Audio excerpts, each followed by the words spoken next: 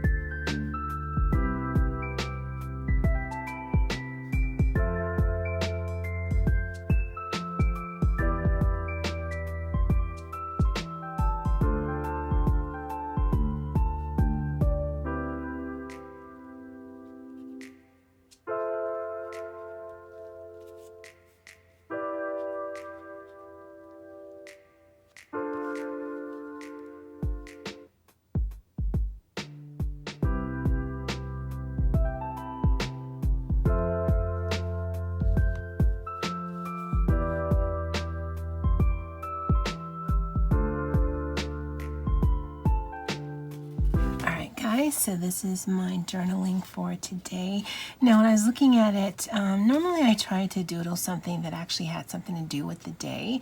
Like yesterday, it was raining off and on, and it was the weird Hawaii kind of rain, because we get rainstorms and thunderstorms like that where it's all gray and gloomy, and I actually quite love it. But then we also get the Hawaii kind of rain where it can be sunny, heavy rain, rainbows in the background.